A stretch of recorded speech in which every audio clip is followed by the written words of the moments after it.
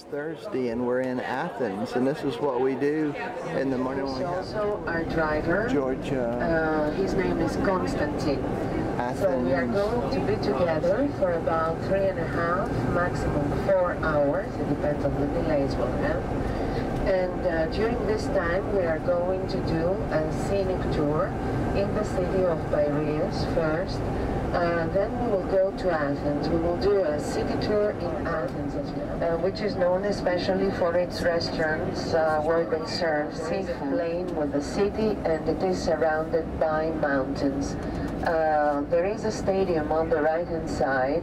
Just behind it we can distinguish the 3 out of 7 hills in the center of the city. Now on the left side of this stadium you can distinguish the hills. The one in the middle is the hill of the Acropolis. In those buildings you see there are several offices of representatives of insurance companies, computer companies, mobile phone companies, and there are several shops in which they sell cars. So we will go all the way to the beginning of this avenue, and there we will be at the center of the city.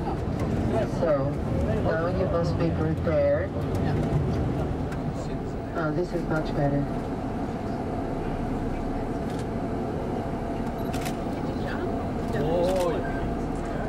It's called Lycabetus, and the little structure you see on top is a church dedicated to St. George. It was built in the 19th century. Going to the modern Olympic Stadium. Here is the man that foresaw and got the stadium built. It seats 75,000 people.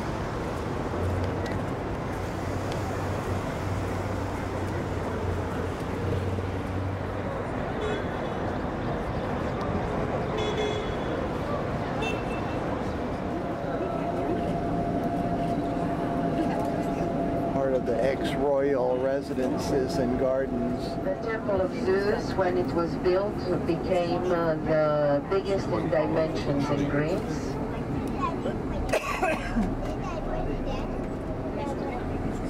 The biggest part of it was done in the 2nd century AD under the Roman Emperor Hadrian. So this is the square, the main square of Athens, to the left.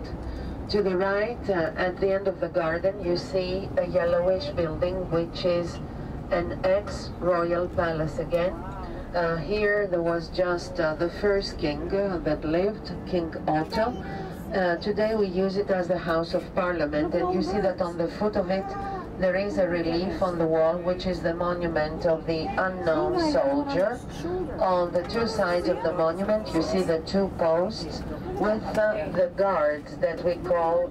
To the right we see the beginning of the Queen Sophia Avenue, in which there are most of the embassies. You see the Catholic Church now to the right, and after the next traffic light there is the Academy of Greek Literature. It's a building that has a very interesting decoration. There are 2 statues on the 2 columns. One represents Apollo, the other Athena, and below you see 2 seated men represented in Socrates and Plato. On the right, all along, we have the historical center of Athens, in which there are some streets for pedestrians, like the one you see on the right. Next to it. Church. Under this church there are catacombs. They are not visitable. The Anglican Church. They called Hadrian's Arch, and which was used as a gate to the Roman district. I think a lot of people decided to come to the Acropolis today. From Rome, whose name was theaters. The theaters were much bigger, and they were wider, and they were always in the open air, while the audience always had a roof on top. But the roofs of the audience are missing today because they were made of the ancient Forum of Athens. We have to go further up. They shout.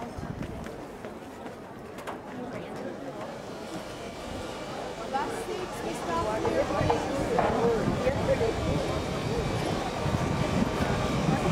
the two pediments of the Parthenon, in which they represented the two legends that I narrated in the bus before, about the quarrel of Athena and Poseidon and the birth of Athena.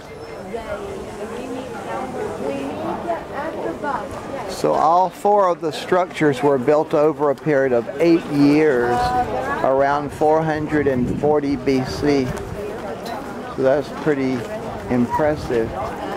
The Acropolis is the hill, and the structures, the biggest structure is the Parthenon.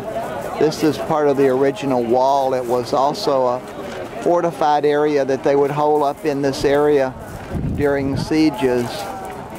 And there are 3 springs on the hill. One of the interesting things about the hill is it's sort of made out of something similar to marble. It's been slick up here, and it's really neat, like it's a big single stone. So we're going to go around this building.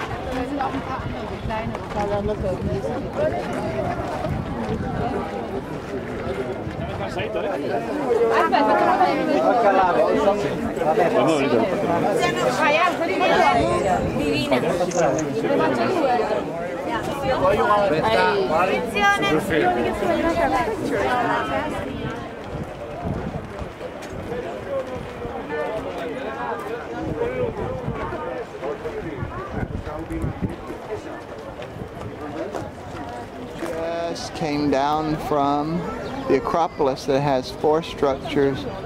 The most impressive is the Parthenon that you see.